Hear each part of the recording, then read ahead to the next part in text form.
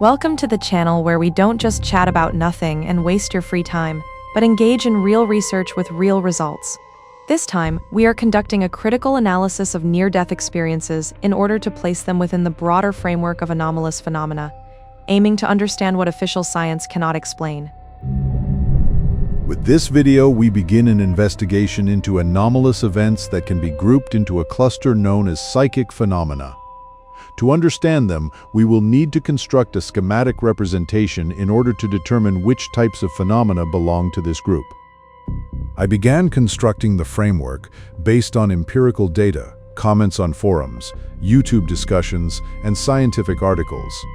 Interestingly, while developing this model, I noticed that some phenomena overlap with different categories of anomalous phenomena. For example, occultism and witchcraft can be classified both as psychic phenomena and as religious ones. So, which phenomena can be included in this group? These would include psyops, cases of predicting the future, intuition, reincarnation, dreams or contact with the deceased, messages from other worlds, spiritualism, exorcism, clairvoyance, near-death experiences, hypnosis, suggestion, phone calls from beyond the grave, visions of the dead, and automatic writing. We are entering a very strange topic, one that is actually present everywhere in our world, yet somehow escapes our attention. It's something that is even difficult to share with friends or loved ones. Most people simply wouldn't understand it. This topic lies on the edge of what we consider sanity, but once we become aware of it, the whole world can turn upside down in our minds. Doc, you still haven't said what we're going to talk about. I'm referring to the experience of post-mortem existence. Since medicine has achieved certain success in resuscitation, we now have many people who claim to have had a particular kind of experience, one that fits a recognizable pattern. This allows us to classify it, break it down into distinct stages, and in doing so, identify certain mechanisms of this process, the process of death, during which, according to many who have gone through it, they remained aware of themselves. If this phenomenon is real, then logically it should have accompanied humanity throughout its entire history, and we should be able to find evidence of it appearing at some point in the distant past. That's right. For example, one of the earliest and most detailed accounts can be found in Plato's work, The Republic, Book 10. A soldier named was killed in battle, and 12 days later, as his body lay on the funeral pyre, he suddenly came back to life. He described leaving his body, traveling to another world, the judgment of souls, realms of reward and punishment, and the choice of a new life before reincarnation. Or take ancient Egypt, for example. In the texts of the Book of the Dead, the journey of the soul through the realm of Duat is described. Typical elements include the soul leaving the body, the Ba and the Ka, traveling through different regions, encountering gods, and undergoing the judgment of Osiris, where the heart is weighed. From there, the soul may return to the world of the living or continue on to dwell in the field of Iaru. Some Egyptian texts even describe people who saw Duat and came back. Similar cases can also be found in India, in Hindu texts such as the Garuda Purana, as well as in traditional stories. A recurring motif appears. A person dies, arrives before the god of death, Yama, only for it to be discovered that a mistake has been made, and they are sent back. Typical elements include the soul's journey to Yama, the recording of one's fate in a book, an error in identity, and a return to the body. In Chinese Buddhist and Taoist stories, for example, in collections from the Tang dynasty, a similar pattern often appears. The soul is taken to a court in the underworld, where officials realize they have brought the wrong person, and the individual is then sent back to their body. This court is presided over by Yanluo Wang. It closely resembles modern near-death experiences where there seems to be a kind of error in the system. In Tibetan Buddhism, there is a text known as the Bardo Thodol. It describes states of consciousness after death, leaving the body, encountering a bright light, meeting various deities, experiencing a panoramic life review, and even the possibility of returning. Some lamas have claimed that people temporarily entered the state of bardo and then came back, describing these experiences afterward. In medieval Europe, there are also accounts of this kind. For example, the vision of Tundale, dating back to the 12th century. A man named Tundale suddenly died, remained unconscious for 3 days, and later described a journey through hell, purgatory, and heaven before returning to life. This story became extremely popular across Europe and had a strong influence on medieval ideas about the afterlife, especially the concept of hell. There are also other early accounts. In the writings of Plutarch, there is the story of Timarchus, who experienced leaving his body. Gregory the Great, 6th century, wrote about people who returned after death. In the Icelandic sagas, there are accounts of individuals who saw the other world and came back. And in the shamanic traditions of Siberia and the Americas, there are descriptions of the soul traveling during death or trance.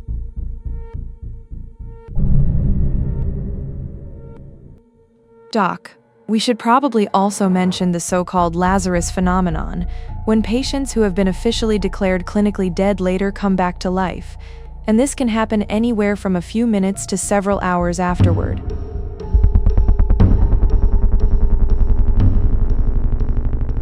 According to reviews of the medical literature, around 65 to 76 confirmed cases have been documented. These cases have been reported in 27 countries, with patients ranging in age from 9 months to 97 years. However, doctors believe the actual number may be higher, since not all cases are published due to legal concerns. Here are a few interesting cases. UK, 27-year-old man. He overdosed on drugs, briefly recovered after receiving naloxone, then went into cardiac arrest. Declared dead after 25 minutes of CPR, but a minute later heart activity returned, fully recovered. 66-year-old man, aneurysm. Cardiac arrest during treatment. 17 minutes of resuscitation with no result, declared dead. 10 minutes later, a pulse was detected. Fully recovered with no damage. Japan, 65-year-old man, declared dead after failed CPR in hospital. 20 minutes later, a police officer noticed movement in the morgue, lived for 4 more days. Judith Johnson, 61, USA. Cardiac arrest, no response to medication or shocks. Declared dead, later found alive and breathing, survived but with complications. Colombia, 45-year-old woman, declared dead due to absence of vital signs. Later showed movement at a funeral home and was sent back to hospital. Malaysia, 65-year-old man, regained vital signs 2.5 hours after being declared dead, died 3 weeks later. Anthony Yali, 37, USA. Revived after initial cardiac arrest, then died again for 45 minutes and was declared dead. Later, heartbeat was noticed on a monitor. Successfully revived. Walter Williams, 78, USA. Declared dead at home and transported to a funeral home. Later found moving, possibly due to a pacemaker. Died 15 days later. Indonesia, 12-year-old girl. Declared dead from diabetes complications. Later found with signs of life at home. Died again about an hour later. Timesha Beauchamp, 20, USA. Declared dead after 30 minutes of failed resuscitation. Hours later, found alive at a funeral home. Later died weeks afterward. Mexico, 3-year-old girl. Declared dead due to infection. At her funeral, signs of life were noticed. Taken back to hospital but could not be saved. Velma Thomas, 59, USA, declared clinically dead for 17 hours with no brain activity. Revived shortly after life support was removed. Fully recovered.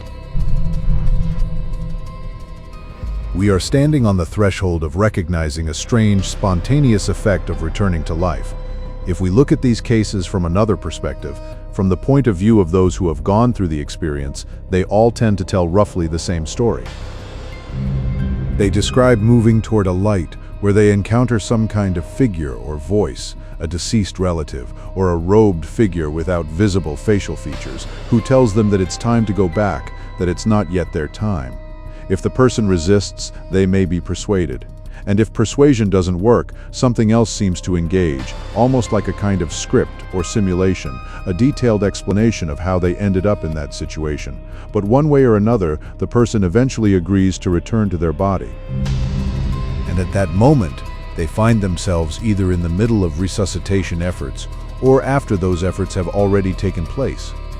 But either way, the heart does not restart as a result of the actions of the resuscitation team. It starts on its own, precisely at the moment when consciousness, or the soul, returns to the body. Many also describe the return itself as a rapid movement, followed by a kind of impact or snap.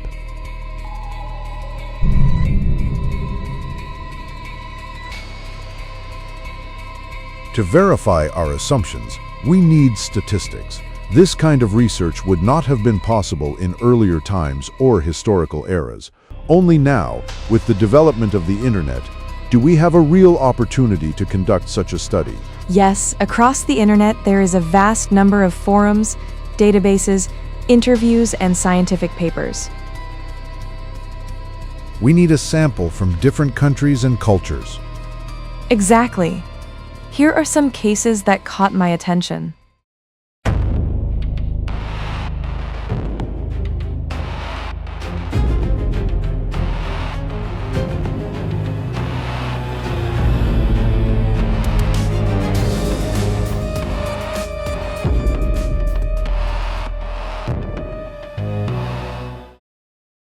One day, when I got up from my chair, I collapsed.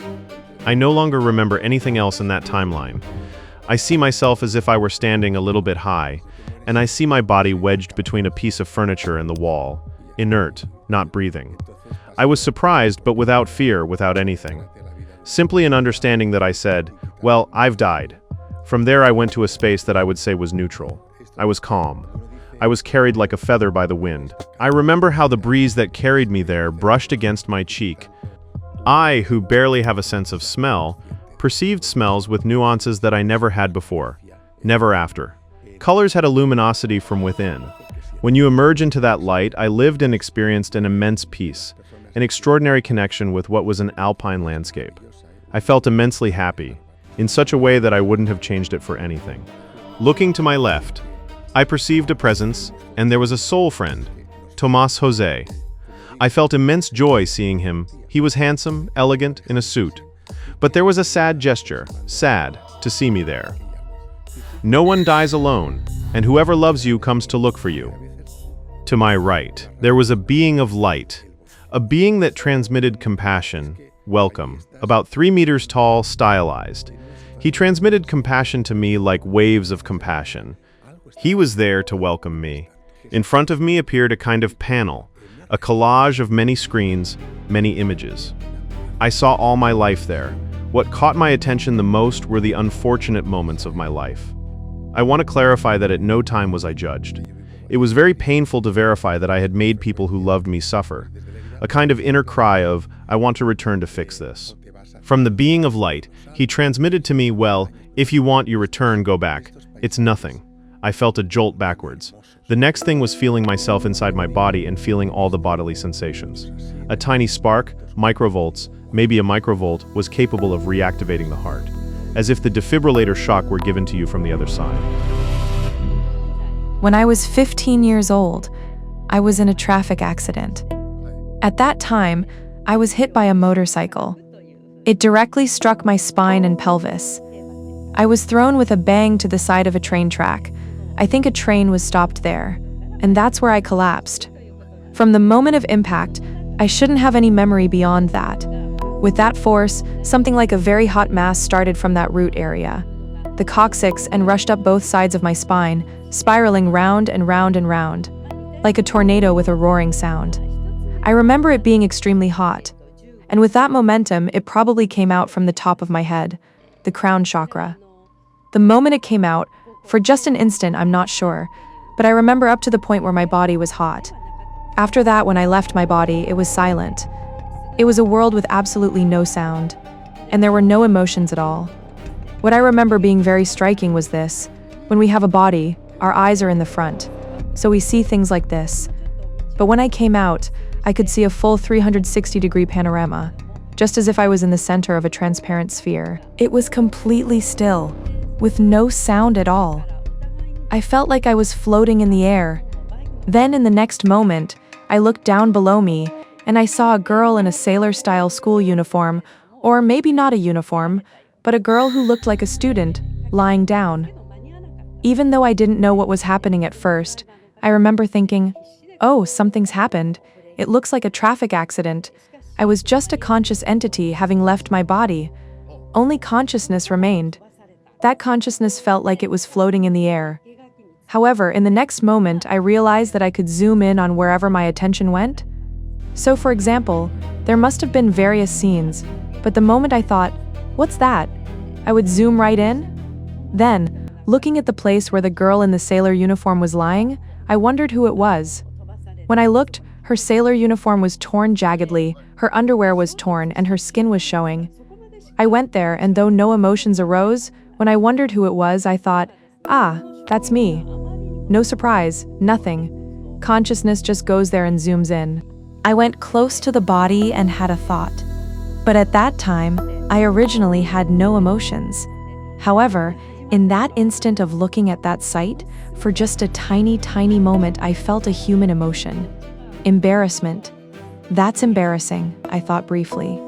Then, at that moment, with a roaring sound, my consciousness felt like it was dragged back into my body. It was a bit of a shock, like a clunk. I'm not sure if it was interesting or not, the impact of re-entering the body. It wasn't a big shock, but it felt like a clunk.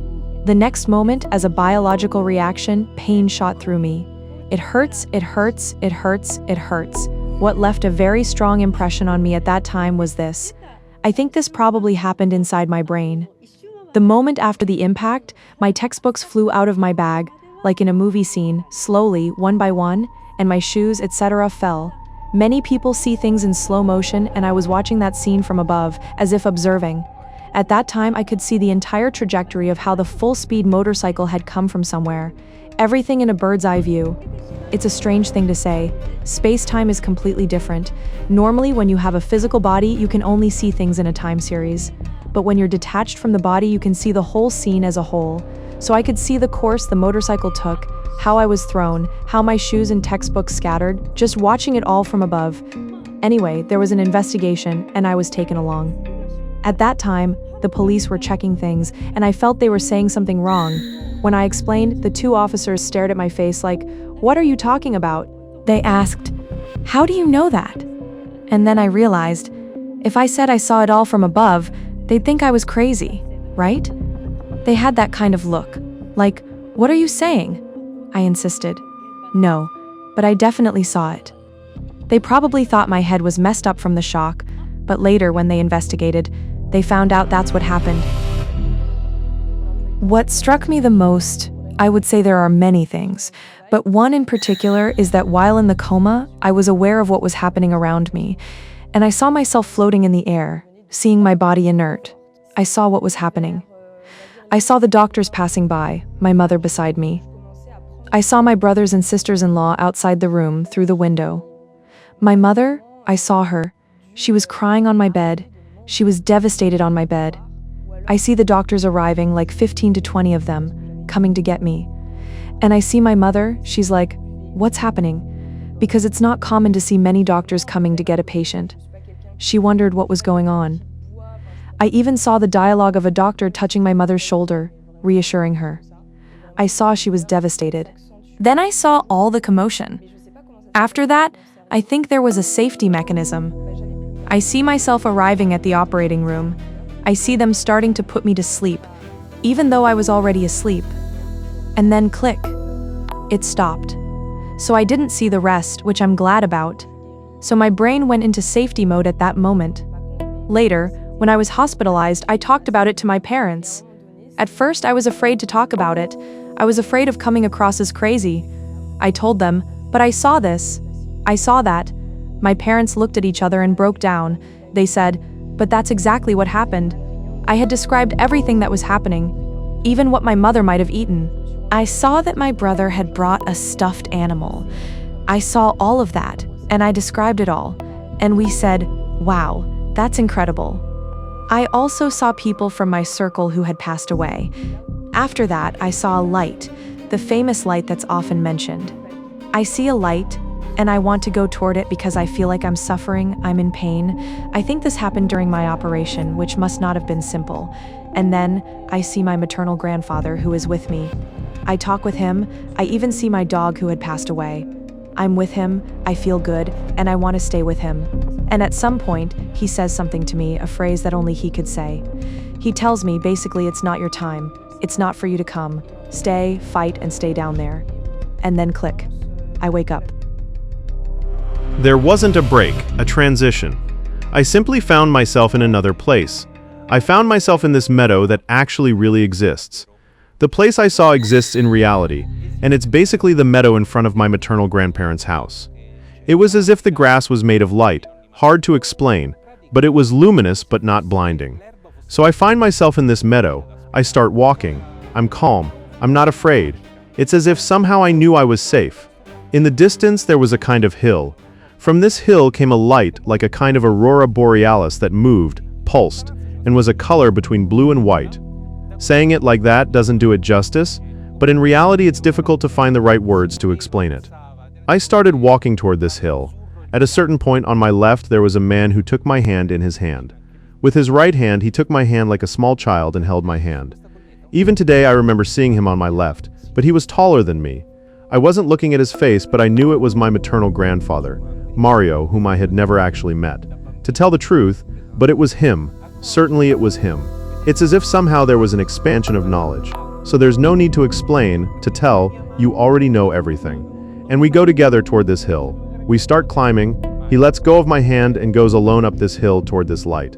And I, basically, as they say in Rome, I was rosicandoed, meaning I wanted to go with him. And somehow he told me, but without using words, rather using a form of feelings that somehow give you an idea. We'll call it telepathy. And basically he told me that it wasn't time yet, that it still wasn't time. As he started walking up this hill, I found myself in my mother's bed with the doctor talking to my mother. They were prescribing me medication, hospitalization. I woke up. I was in the hospital room. I saw my body exactly on the bed. I knew it was my body. I was at the top of the ceiling. The enormous sensation I had was wonderful. I have to tell you, a sense of great freedom. Finally, free from what was my body lying on the bed. I was there swaying, actually swinging, and I looked down and saw the doctors and nurses around what was my body.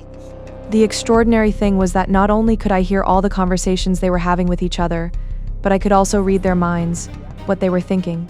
And at first this didn't seem normal to me at all.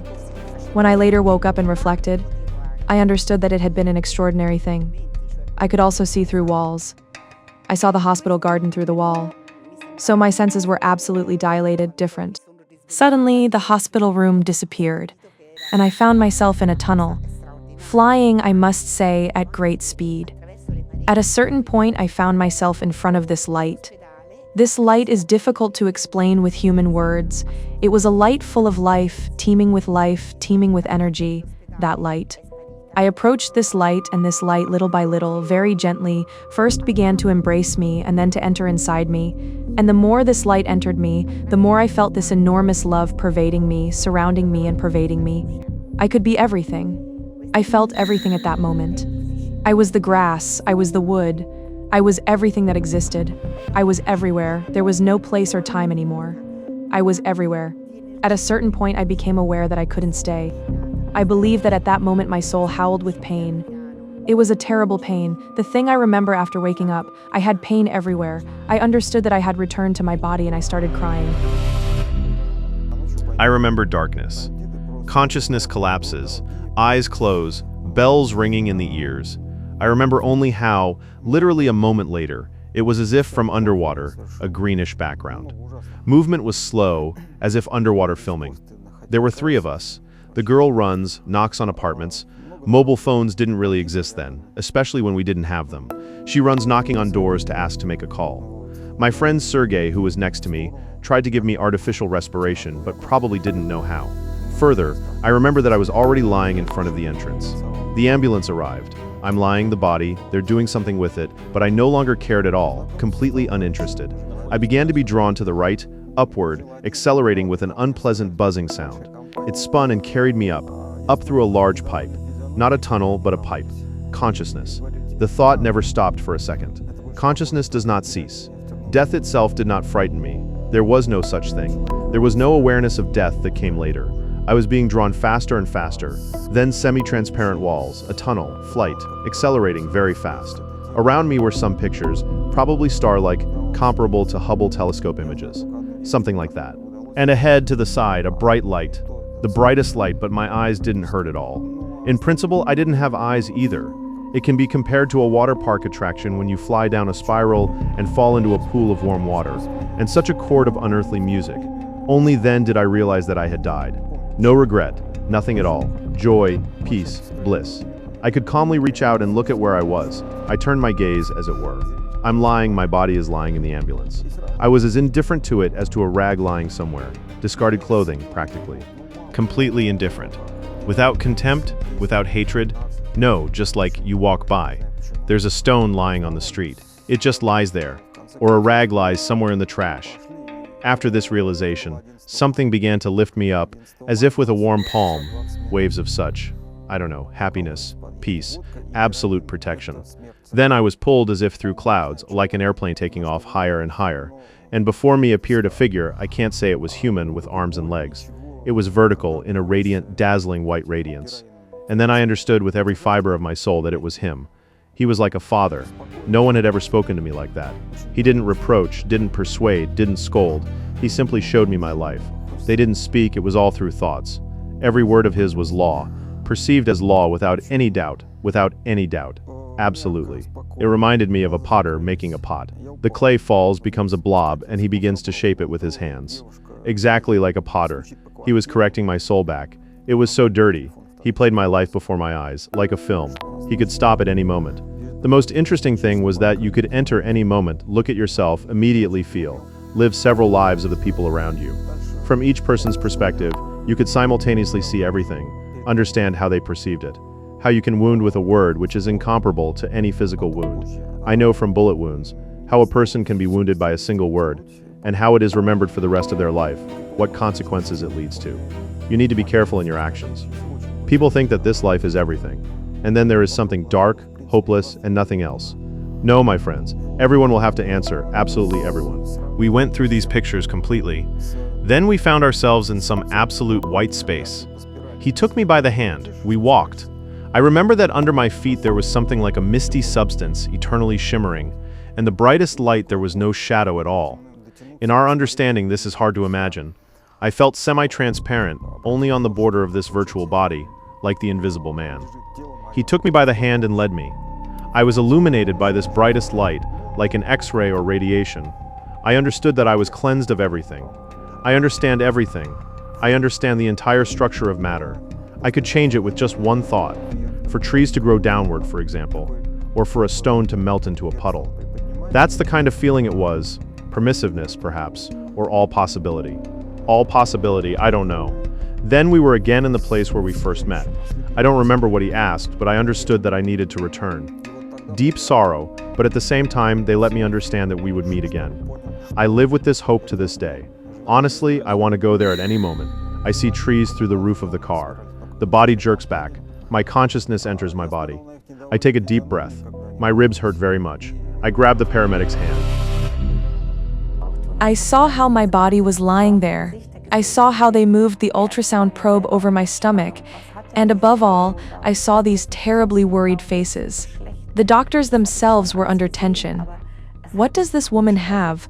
Why can't we find it? Why is she doing so badly? I saw all of that, but strangely it no longer touched me. That sounds ungrateful now, but it didn't affect me at all anymore, because the state I was in was simply so much more beautiful, indescribably relieving. I had the feeling that space and time were no longer valid for me. The light, that I am a part of the light, that I am completely the light, that the light filled everything around me. It was simply everything light. It was an incredible freedom, a huge love. I would also choose the term that I felt like I had come home. It is an incredibly beautiful feeling when you return to where you came from.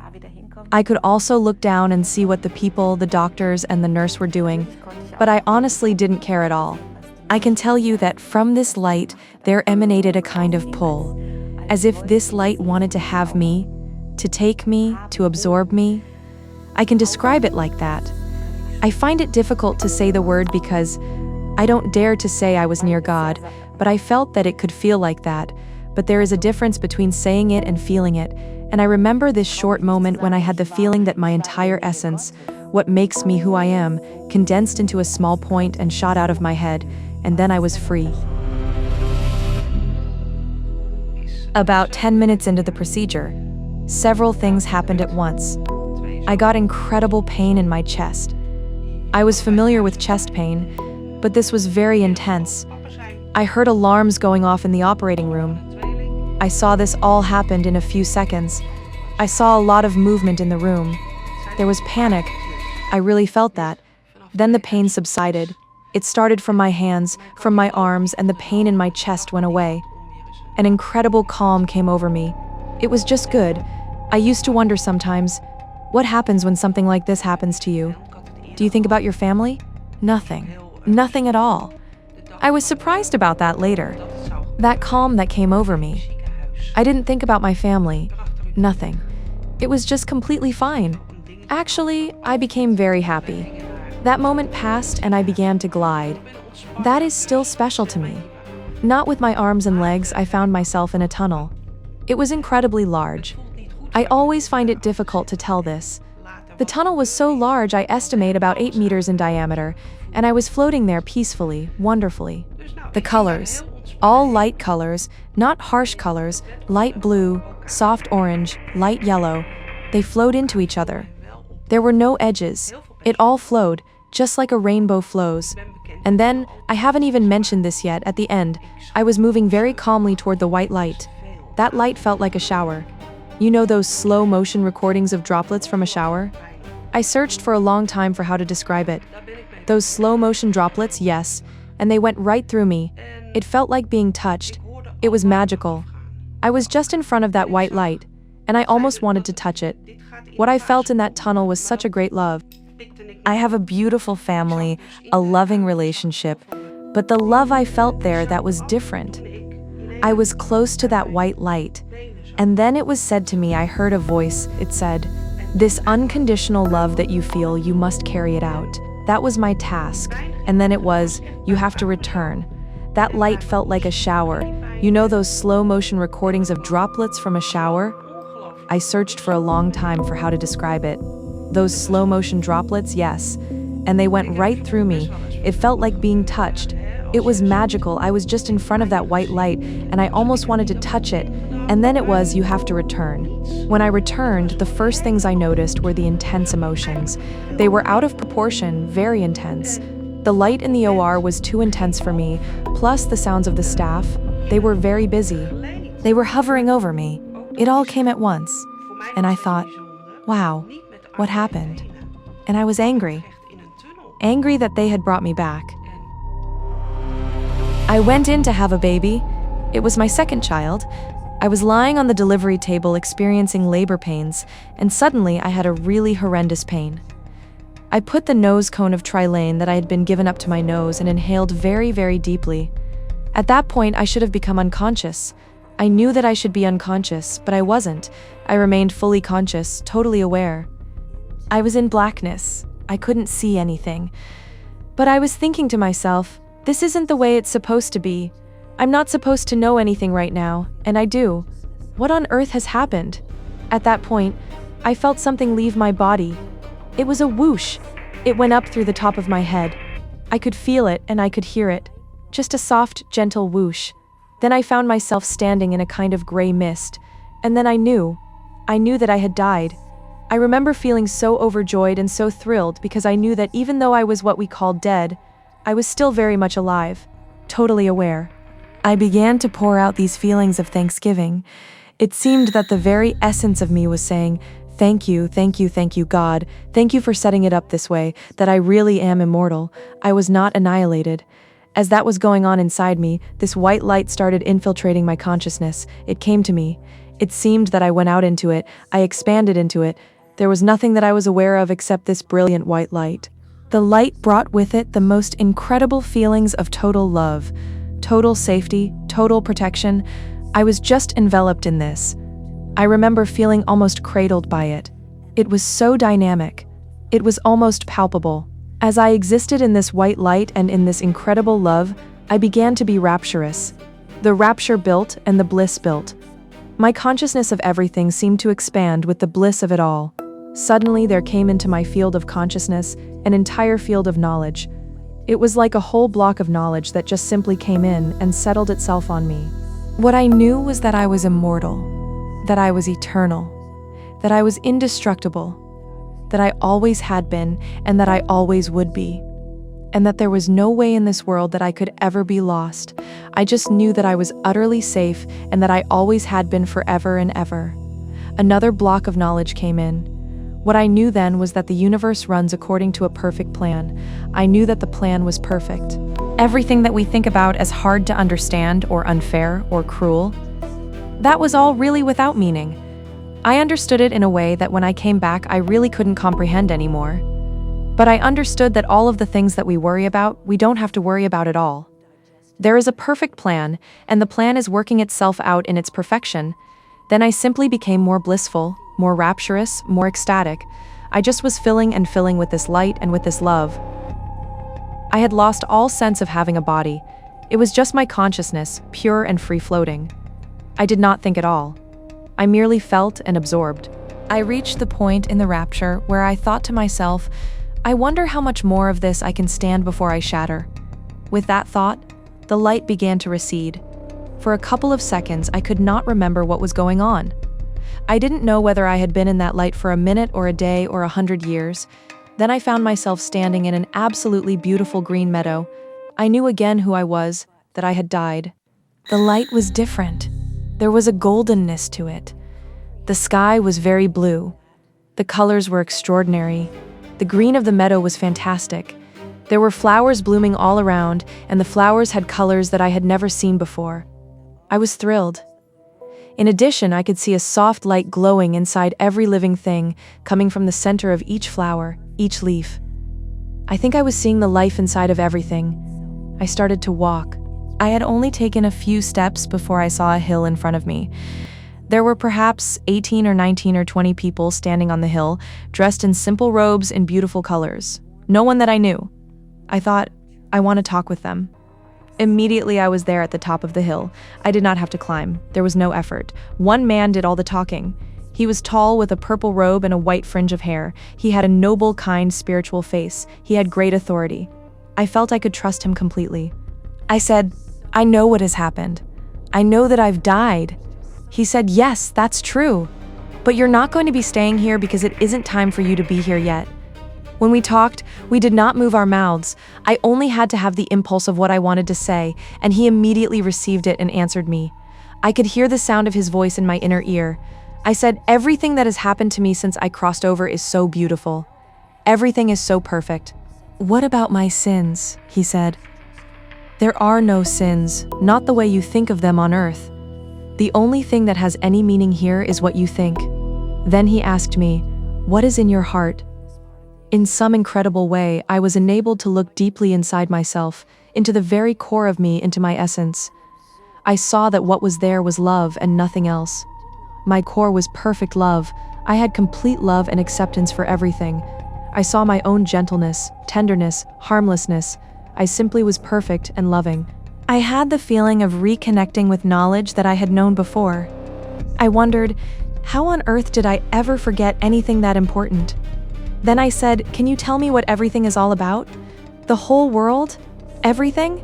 He said, yes. He told me. It took maybe 3 sentences at the most. It was so simple. I understood immediately. I had total comprehension. Reconnecting with knowledge I had once had. Then I said, since I'm not going to be able to stay, there are so many people I want to take this back to. May I take this all back with me? He said, you may take the answer to the first question back. That was the one about sin, but the answer to the second one you will not be able to remember. The next thing I knew, there was a tremendous loud banging in my head. It went on for a few seconds. Then there was a sort of electronic click in my ear. I remember thinking, that sounds almost like a tape recorder. When the click clicked, that was it. I was back. I opened my eyes.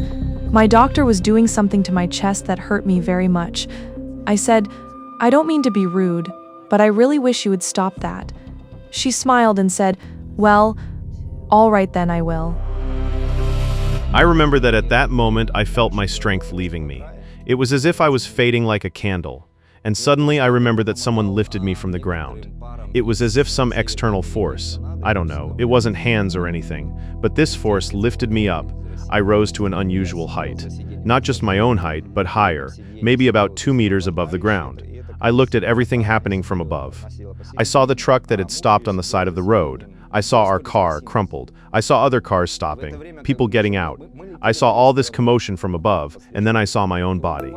The first thought I had was, is this really what I was in? The feeling was approximately like this. Imagine you've gone on a business trip to a logging site. You put on your work clothes, you chop wood, you fell trees, you sleep in those clothes, you sweat in them. You work in them every day. You have no opportunity to shower. You wear the same work clothes for many days, and then finally you return to civilization. What would your first feeling be toward those clothes? You want to change them, not just change them. You want to take them off because it's already unpleasant to be in them. That was exactly the feeling I had toward my body. I remember that real feeling of dirty, smelly clothes. I looked at my body with even somewhat negative emotions. I watched everything happening, and I had the feeling that I was no longer part of this world. I was no longer part of everything happening here. It was like watching an anthill in the forest. You watch the ants bustling about doing their things, but you understand that you are not part of it. Exactly the same way, I looked at everything happening on Earth, and I understood that I was no longer part of this world. I remember this thought. When a person dies, he understands that he has died. The realization comes that everything is different, a different reality. And you are no longer part of what is happening here. You are no longer part of this world. The amazing thing is that at that moment, I never once thought about my family. I had a wife, children. My oldest son was 2.5 years old, and my second son was supposed to be born 2 weeks after this accident. But I didn't think about them at all. Not about my wife, not about the children, not about my mother, not about anyone else on Earth. There was just me and the awareness of a new reality. The understanding that life on Earth had ended. And somehow the thought came to me, I am no longer part of this world, so I must be part of something else. And I raised my eyes to the sky. The sky was black, with stars. It was a winter morning, around 9 in the morning, still dark. And suddenly I saw in this black sky a door opening. It was the size of a palm. A tender blue light came from it, like a summer sky. A small, rectangular blue opening appeared high in the sky. What was amazing was that I wasn't surprised. It wasn't strange to me. It was as natural as if you're standing at a bus stop and the bus door opens, you don't wonder why it opened. You understand that you need to enter. The same thing. I understood that I needed to go there. I began to rise toward this door, higher and higher. I was drawn toward it. Soon I was right in front of it, maybe 1.5 or 2 meters away. I remember a bright, blinding light shining from this door. As I approached, the tender blue color transformed into a blinding radiance. But the nature of the light was different. It was blinding, but at the same time pleasant to be in. It didn't hurt my eyes. There was no pain absorbing this light. On the contrary, I wanted to absorb it more and more. I stood before this light, and I remember 2 amazing feelings.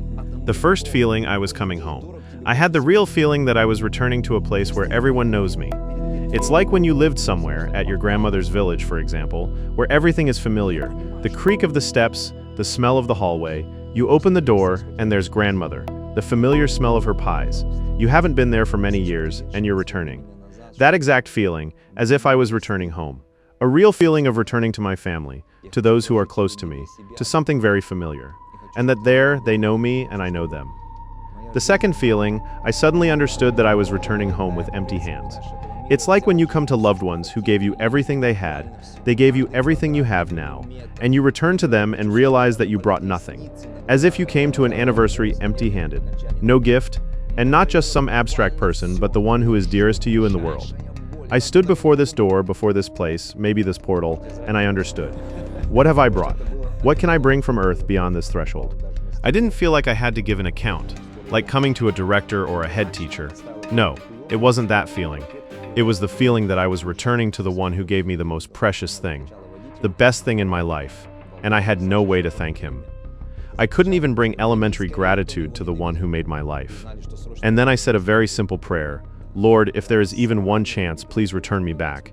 If there is even one chance, bring me back, so that I will not be ashamed of my life. I want to live it not for myself, but for you. I want to do something for you.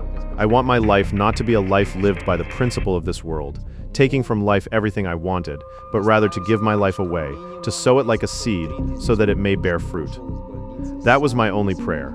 Very short: Lord, if there is even one chance, return me back so that I may serve you. At that moment, I heard a voice. What was amazing was that this voice was everywhere around me. It came from the door, but at the same time I couldn't locate its source. I felt as if I was inside this voice. It was behind me, in front of me, inside me. I don't know how to explain it, but I was immersed in this voice. The voice said to me, "My son, return and serve me." After that, the door began to quickly move away from me.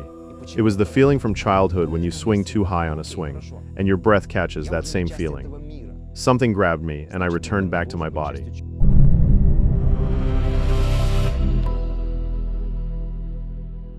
Doc, do you have any thoughts on this? Yes, we've only scratched the surface.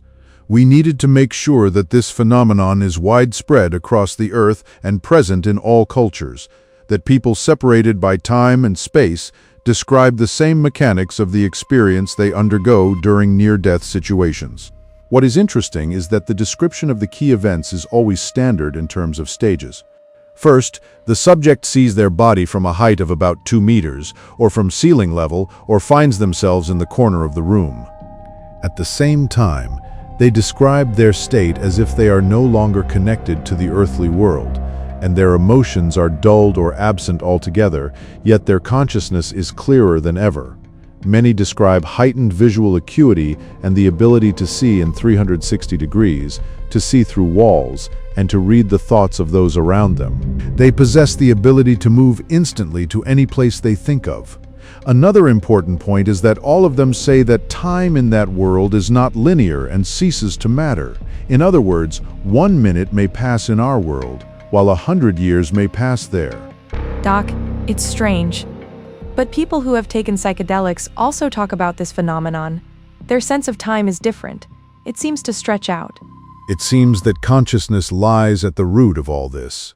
But let us return to our cases. They also describe that any knowledge becomes accessible. It is enough just to think about something, and the knowledge immediately comes into their consciousness at that very moment. Then they all describe approaching some kind of portal, something like a point of transition between this world and some other one.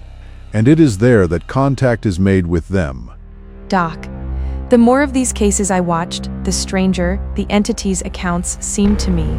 They all seem to say that Earth is a school, that we are here to grow spiritually, but we know that our world is not perfect, that it contains suffering, deceit, war, crime, and violence. What does such a school teach? What lessons does it offer? Love or violence? After all, in order to survive, we have to live by the rules of our world. I noticed that too. It gives the impression that they first skin us alive and then bathe us in a divine light of love, and the person experiences such ecstasy that even drug addicts say heroin was complete nonsense compared to it. We will need to examine this question in detail. It seems that this is precisely where the real stumbling block lies. Subscribe and share your thoughts in the comments. This is just the beginning. There's much more to come.